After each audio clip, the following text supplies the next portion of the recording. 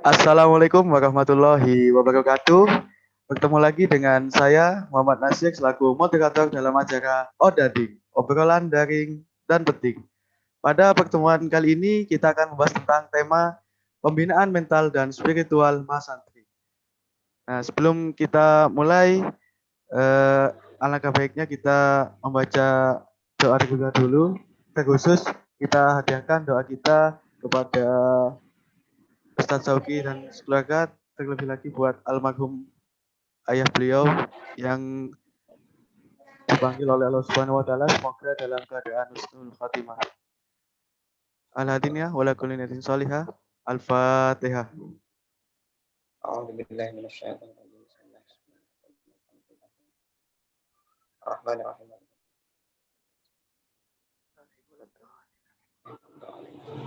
Baik, dalam pembinaan kali ini yang itu tentang bagaimana mental dan spiritual mahasantri itu ketika dalam taklim dan pembelajaran secara online. Itu dimana sangat sekali dibutuhkan dalam kegiatan tersebut. Kita untuk menyingkat waktu, kita langsung saja serahkan ke beliau, Ustadz Zauki. Kepada beliau dipersilahkan. Baik. Assalamualaikum warahmatullahi wabarakatuh. Alhamdulillah rabbil alamin wa bihi nasta'in wa ala umuri dunya waddin wassalatu wassalamu ala asyrofil anbiya'i wal mursalin Sayyidina wa maulana Muhammadin wa ala alihi washabihi ajma'in amma ba'du.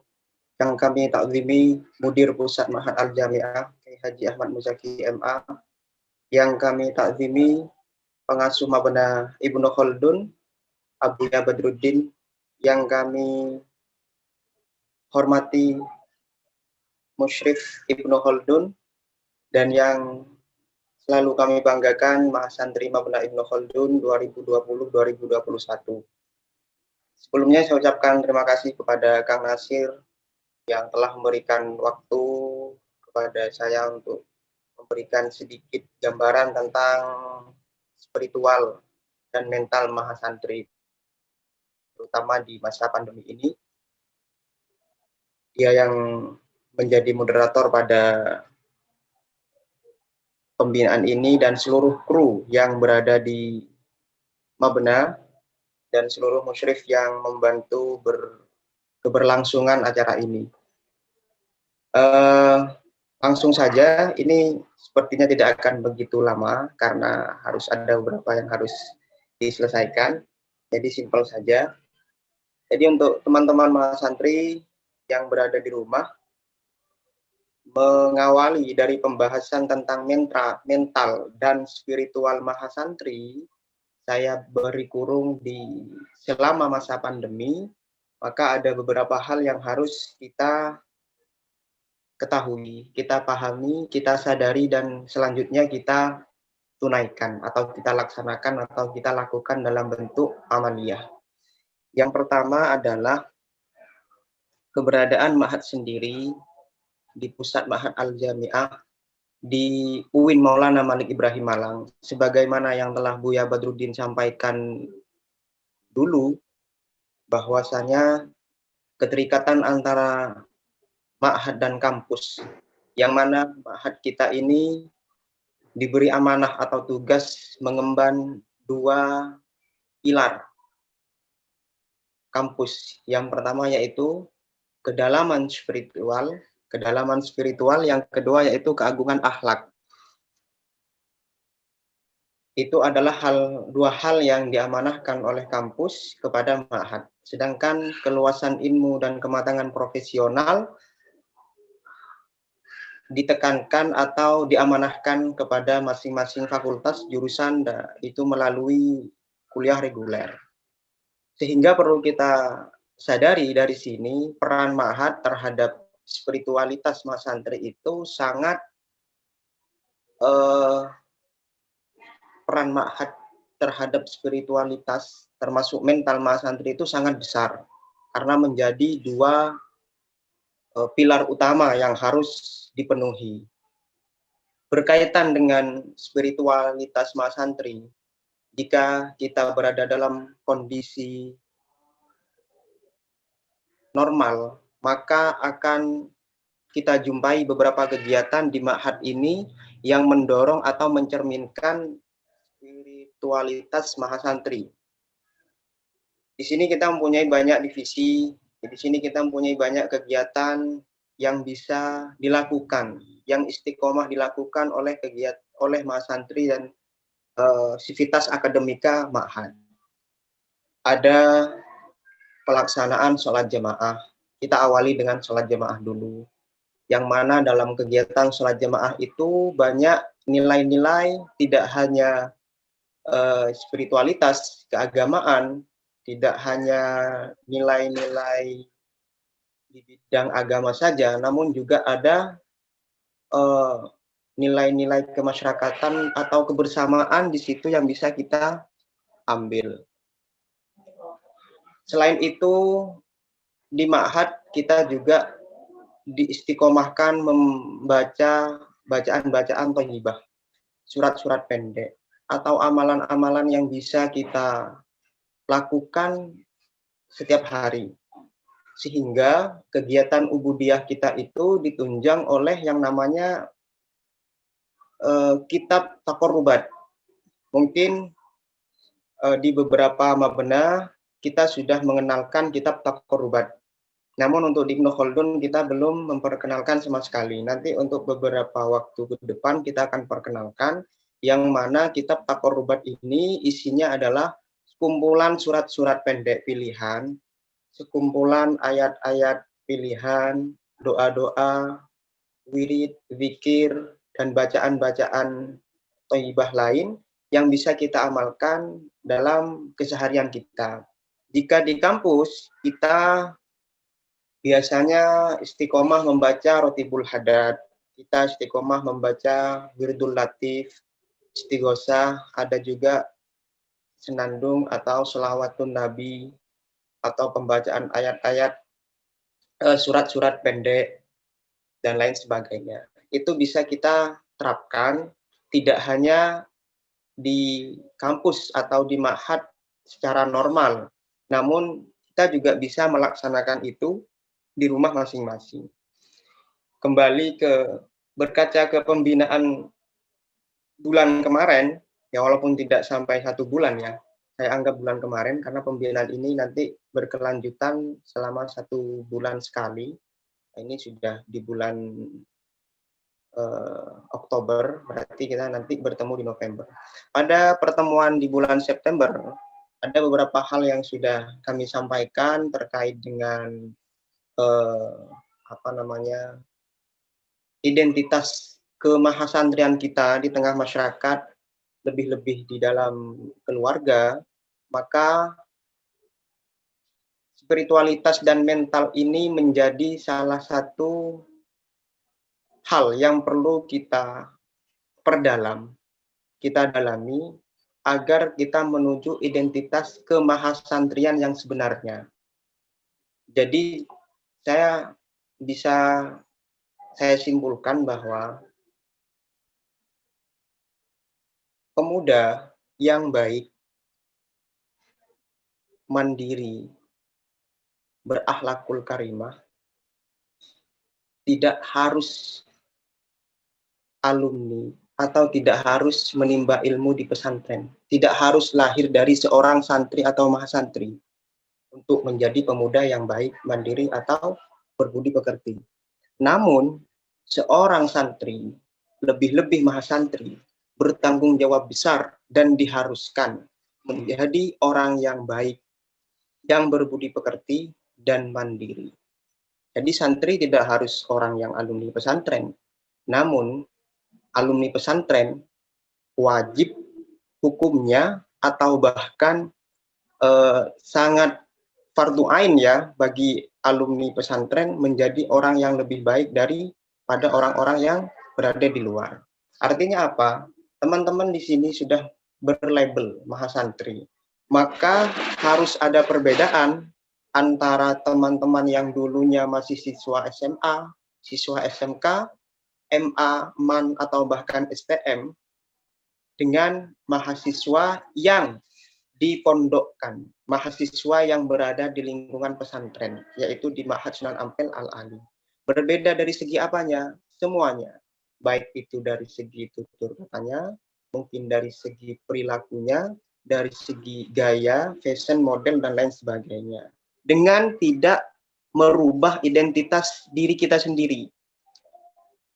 Kalau memang kita, identitas kita, atau fashion, atau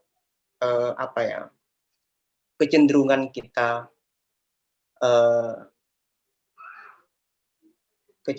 kita itu di dunia sastra, maka jadilah sastrawan yang santri. Jika kita fokus di arsitektur, maka jadilah arsitek yang santri, yang maha santri. Nah, di UIN mahasiswa maha santri. Jika teman-teman matematika, maka jadilah matematikawan ya. Maka jadilah orang yang ahli di bidang sains dan di bidang apapun itu yang berlabel santri. Sehingga jadi apapun teman-teman nanti, maka harus berimbuhan santri. Dalam artian santri itu harus tetap berada di dalamnya. Karena teman-teman sudah menjadi bagian dari keluarga besar Pusat Ma'had Al-Jami'ah. Walaupun kita di sini tidak bisa bertatap muka, teman-teman tidak bisa merasakan atmosfer Ma'had yang sebenarnya, maka dengan kita tetap menggali potensi, mencari tahu, mencari informasi, dan istiqomah, serta menyadari kemahasantrian kita, insya Allah kita akan tetap menjadi santri dan menjadi mahasantri dimanapun dan kapanpun, dalam kondisi apapun. Entah itu ketika di Ma'had, oh ternyata daring, ternyata tetap kita harus berdiam diri di rumah.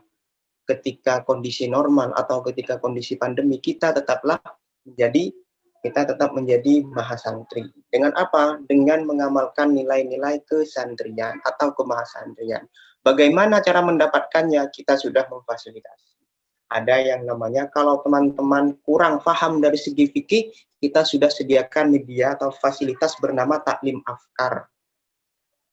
Jika taklim afkarnya itu begitu mudah bagi yang kelas Al-Ali, misalkan, wah ini sudah kelas saya dulu, misalkan ada yang alumni pondok mungkin, tidak apa-apa, langsung dilanjutkan ke pertanyaan-pertanyaan selanjutnya dengan memanfaatkan media namanya grup WhatsApp dengan muallim-muallimahnya untuk yang mahasantri putri.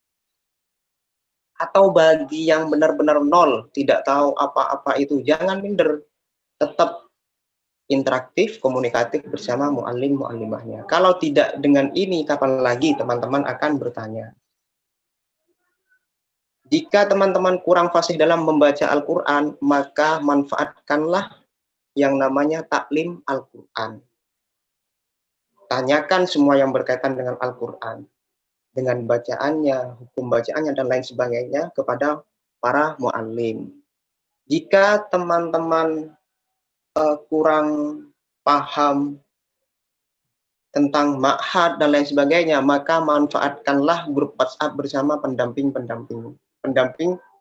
kamarnya, tentang Ma'had, tentang perkuliahan, tentang kampus.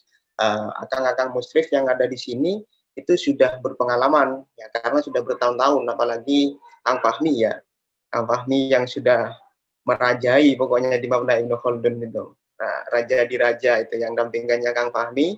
Nah, itu ditelusuri itu, apa-apa yang belum paham bisa ditanyakan. Lebih sepuh dari saya itu Kang Fahmi. Itu ya teman-teman. Jadi Ma'had sudah memfasilitasi semua. Kalau bukan sekarang, kalau bukan saat ini, dan kalau bukan di Ma'had, di mana lagi teman-teman akan mendapatkan ini semua. Karena syukur-syukur setelah teman-teman semester 3 atau bahkan setelah lulus dari kampus, lulus dari MSA atau lebih-lebih dari kampus, itu teman-teman masih mempunyai kesempatan untuk menimba ilmu. Syukur-syukur masih demikian. Takutnya ini adalah momen atau kesempatan terakhir. Takutnya setelah ini ada yang menikah, sehingga porsi untuk menuntut ilmunya sedikit. Sedangkan tanggung jawab kita terhadap diri sendiri saja belum terpenuhi. Apalagi masih mau menanggung tanggung jawab orang lain, istri, anak, dan lain sebagainya. Bagaimana cara kita mengupdate pengetahuan ilmu, lebih-lebih keagamaan kita? Ya, mari kita lakukan sejak dini. Teman-teman boleh, memang harus aktif di dunia perkuliahan reguler. organisasinya aktif, bagus. Namun tetap ingat, ada satu inti penting yang harus teman-teman kuasai, walaupun itu bukan jurusan teman-teman, yaitu keagamaan. Jangan mentang-mentang karena matematikawan, fisika, sains yang tidak bersinggungan dengan ilmu, tidak, teman-teman anggap itu tidak bersinggungan dengan ilmu agama. Jangan. Karena semua sumber dari segala ilmu yang ada di dunia ini, termasuk yang sains, semuanya itu berasal dari Islam. Tokoh-tokohnya pun juga Islam. Sehingga sebelum Barat dulu itu ya, sebelum dikuasai Barat, dulunya kan Islam dulu. Baru setelah itu karena tragedi di Baghdad itu, sehingga kemunduran di dunia Islam terjadi dan didominasi oleh dunia Barat. Nah, untuk itu integrasi yang diusung oleh Ma'had UIN, oleh kampus UIN Maulana Malik Ibrahim Malang, dengan mengadakan atau memfasilitasi seluruh mahasiswa baru semester 1 dan semester 2-nya ditempatkan di Pusat Bahan Al-Jamiah, merupakan salah satu langkah konkret yang dilakukan kampus agar teman-teman itu tidak hanya berintelektual tinggi, namun juga menjadi seorang ulama. Intelek yang ulama, ulama yang intelek. Ulama bukan berarti orang kiai, bukan berarti seseorang yang harus berjubah, seseorang yang harus bersurban. Tidak. Ulama itu adalah orang yang berilmu tinggi, berilmu dalam, berwawasan luas, dan mengamalkan serta mengajarkannya. Jadi seperti itu. Apapun profesinya nanti, tetap ingat bahwa kita semua berasal dari alumni Ma'had, alumni kampus Ulul Albab, yang di dalamnya ada Pusat Ma'had Al-Jamiahnya, ada Ma'had Sunan Ampel Al-Alinya, ada Ibnu Khaldunnya, ada Buya Badruddinnya, dan ada akang-akang musyrifnya. Semua ini yang mendampingi teman-teman. Jadi itu pertama. Yang kedua, terkait kesempatan kita dalam menuntut ilmu ini, kalau saya ibaratkan, mahasantri dan santri pun yang menuntut ilmu di Ma'had, termasuk di Pusat Ma'had Al-Jamiah, adalah orang yang sedang ngopi, ke warung kopi, warkop. Misalkan seperti ini. Kalau teman-teman nanti ke Malang, atau mungkin di daerah situ ada tempat nongkrong warung kopi, tempat jajaran warung-warung kopi yang biasanya dibuat nongkrong, diskusi, dan lain sebagainya. Nah, Ma'had itu seperti itu. Contohnya seperti apa? Kang Nasir pamit atau ngajak. Kang Nasir ngajak Kang Fahmi. Kang, ayo ke warung belakang kampus. Ngapain? Ngopi. Oh, ngopi. Ya wis, sana. Saya di sini aja. Dalam artian saya masih ada kerjaan, kamu ngopi aja. Nah, Kang Nasir berangkat ngopi. Otomatis yang ada di mindset Kang Fahmi apa? Kang Nasir ngopi. Walaupun yang dipesan Kang Nasir ketika di warung kopi itu bukan kopi. Apa? Coklat klasik misalkan, es teh, atau yang berbau es. Intinya bukan ngopi. Karena di dalam warung pun itu tidak semuanya menjual kopi. Tidak hanya kopi maksudnya. Ada es, ada Joshua, dan lain sebagainya. Namun orang-orang yang menyangka Kang Nasir itu keluar untuk sebuah warung kopi, maka dianggapnya itu ngopi. Sama halnya dengan mahasantri MSHA. Ma'hadnya masuk ke UIN. Di dalam UIN ada ma'hadnya. Maka mau tidak mau mindset orang luar itu, karena ada label UIN, Universitas Islam. Nah, ini yang berat, teman-teman. Yang kita beratkan itu di sini. Ada label Islamnya. Universitas Islam Negeri Maulana Malik Ibrahim Malang. Ini yang kita beratkan. Kenapa? Karena dengan adanya Islam di situ, kita dituntut untuk benar-benar mengupgrade keilmuan, mengupgrade ilmu agama kita. Agar apa? Ya agar kita benar-benar sesuai dengan UIN, Universitas Islamnya itu. Nah, karena ketika nanti teman-teman sudah di masyarakat, masyarakat tidak butuh proses. Masyarakat itu yang dibutuhkan bukti. Terserah teman-teman mau belajar apa enggak. Yang penting ketika di masyarakat, misalkan ketika disuruh ini harus bisa, disuruh itu harus bisa. Sama halnya dengan anak IT biasanya ya, anak IT nih biasanya. Walaupun nggak anak IT yang bisa ngedit lah intinya. Contoh kasus, misalkan Kang Zul atau Kang Heril ya, atau Kang Maulana di situ biasanya itu. Editin ini. Sampai kan anak IT, kan sampai kan bisa ngedit. Editin ini kok. Editin ini, editin itu, editin ini, editin itu. Kita nolak Sungkan, apalagi anak IT. Kata, kan kamu anak IT, bisa dong memperbaiki HP. Kan kamu anak IT, bisa dong install ini. Kan kamu anak IT, bisa dong memperbaiki kulkas, baiki mobil, dan lain sebagainya. Dikira kita itu yang jurusan IT bisa semua. Padahal kapasitas orang berbeda, beda. Sama halnya dengan mahasantri, santri. Dimanapun itu ketika sudah ada label mahasantrinya, alumni mana? UIN. Oh UIN, ada mahatnya ya UIN di dalam. Wah ini bisa. Ini contoh kasus di mana saya temukan seperti ini. Di KKM, kuliah kerja mahasiswa. Atau KKN, kalau kampus lain. Antara UIN dan non-UIN, itu perlakuannya beda. Jadi kalau anak UIN, walaupun nggak punya uang, di KKN nggak masalah. Walaupun tidak bangun gapura, nggak bangun kamar mandi, nggak masalah.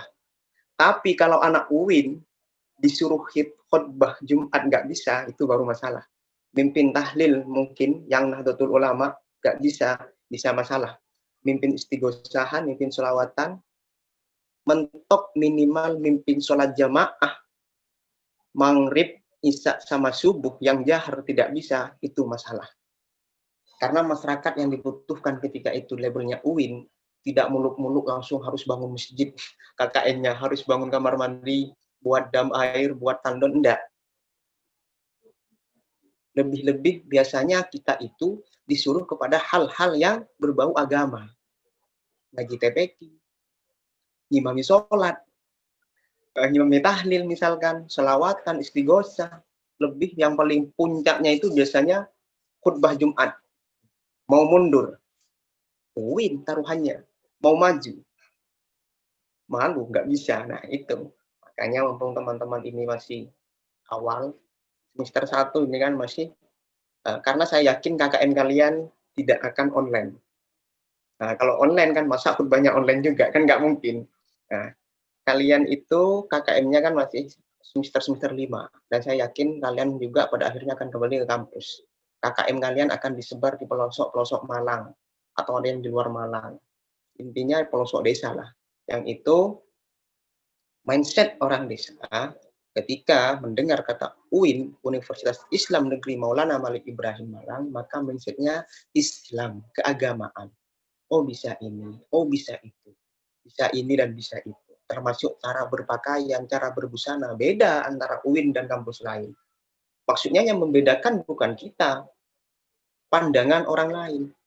Nah, seperti itu. Pergaulannya, pergaulan cowok dan ceweknya, dan lain sebagainya. Boncengan enggak, dan lain sebagainya. Itu beda banget. Nah itu, spiritualitas dan mental kita ketika di masyarakat, kita akan diuji di KKM kalau teman-teman nanti masih di kampus. Namun ketika sudah di masyarakat seperti sekarang kan teman-teman di masyarakat terus, di rumah, atau nanti ketika sudah pulang, sudah lulus. Nah, itu adalah contoh lebih luas.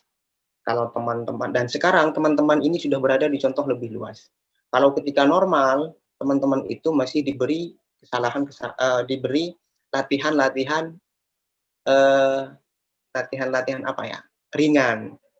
Misalkan KKM tadi itu latihan ringan sebelum benar-benar terjun ke masyarakat. Namun karena sekarang teman-teman sudah berada di rumah masing-masing, otomatis teman-teman harus benar-benar mengupgrade dan harus berlomba-lomba mengupgrade diri, mengupgrade ilmu agamanya agar Islamnya itu benar-benar ada, tidak hanya jurusan teman-teman masing-masing.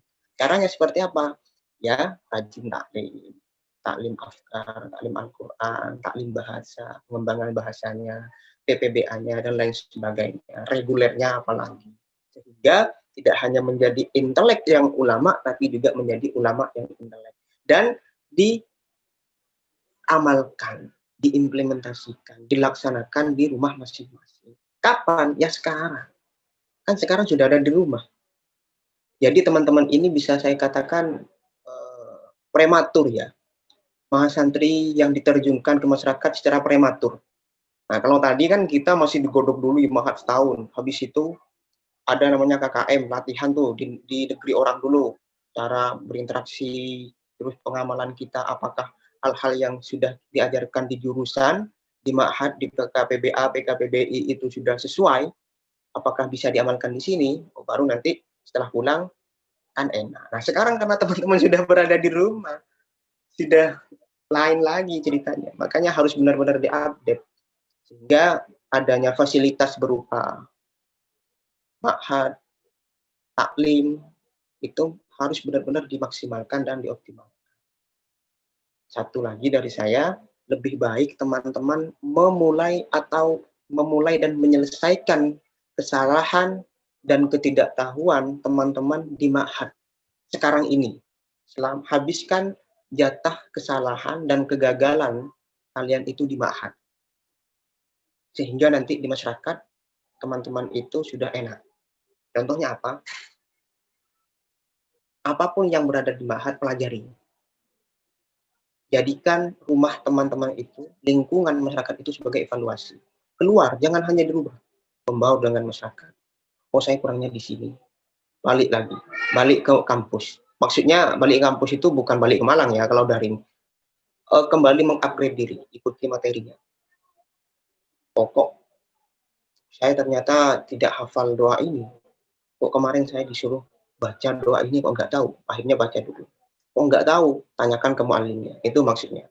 Jadi jatah kesalahan teman-teman yang ada di situ, jadikan ma'had itu juga sebagai konsultasi ya, tempat konsultasi. Muallim kalian itu konsultan. Tidak hanya di grup WA ketika taklim berlangsung, walaupun di luar itu pakailah bahasa yang halus, saya rasa muallimah juga akan senang dan antusias. Ternyata anak didiknya itu antusias dalam mengikuti taklim. Keluar rumah menemukan peristiwa seperti ini. Ternyata tidak tahu solusinya. Tanyakan ke muallimnya. Tidak tahu ini tanyakan, tidak tahu ini tanyakan, tidak tahu ini tanyakan. Tanyakan dari sekarang. Lebih baik teman-teman melakukan kesalahan saat ini daripada melakukan kesalahan nanti setelah keluar dari ma'had. Dalam artian setelah lepas kita tidak punya tanggungan ma'had. Karena akan beda suasananya. Kalau sekarang masih enak. Kalau besok-besok di samping nggak ada waktu, juga malu mau bertanya sama siapa. Sudah beristri, sudah apa, misalkan sudah kerja, sudah tua. Itu biasanya kita sudah mulai ada keraguan, sudah malu dan lain sebagainya. Oleh sebab itu, maksimalkan kuliah regulernya, maksimalkan ma'had dan taklimnya, PKPBI-nya dan lain sebagainya. Organisasinya juga kalau bisa dimaksimalkan. Nah, mungkin hanya itu yang bisa saya sampaikan terkait spiritualitas dan mental yang harus dijaga teman-teman pada masa pandemi ini. Saya katakan lagi, saya sampaikan lagi bahwa teman-teman ini adalah mahasiswa atau mahasantri prematur yang lebih dulu ternyata Tuhan berkehendak agar teman-teman mahasantri ini lebih dulu diterjunkan ke masyarakat dibandingkan kakak-kakak kelas teman-teman yang masih melewati berbagai tahapan-tahapan latihan seperti KKM dan lain sebagainya. Oleh sebab itu, pengupgradean pengetahuan diri harus lebih kencang dari kakak kelasnya. Karena kakak kelasnya masih di kampus kalau kemarin, masih di ma'had, enak konsultasinya, ketemu ustadz setiap hari, ketemu dosen setiap hari.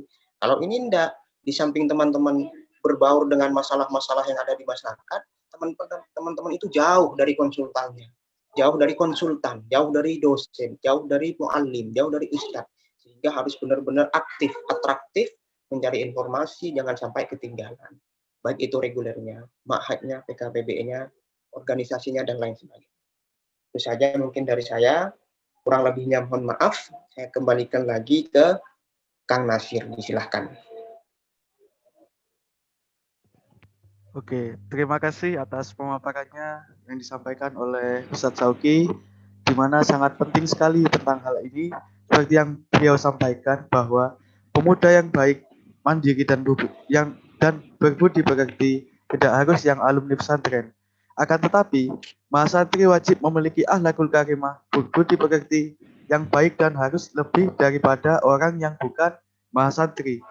Tetap selalu sadar akan kondisi kita sebagai mahasantri dalam segala kondisi dengan mengamalkan apa yang telah kita pelajari selama di ma'had. Jadi jangan sampai melupakan bahwa kita adalah alumni ma'had. Jangan sampai keluar dari segala koridor itu. Kemudian jadilah intelek yang ulama dan ulama yang intelek. Nah, itu sangat penting sekali bagi kita sebagai mahasiswa, khususnya UIN Malang yang di belakangnya ada embel-embel Islam, supaya kita menjadi pribadi yang lebih baik dan bermanfaat bagi semua orang. Nah, mungkin cukup sekian pada pertemuan kali ini, di mana sebelum kita mengakhiri kegiatan ini, kita membaca kafaratul majlis. Subhanakallahumma wa bihamdika asyhadu an la ilaha illa anta astaghfiruka wa atubu ilaik. Wa'alaikum minkum. Assalamualaikum warahmatullahi wabarakatuh. Waalaikumsalam.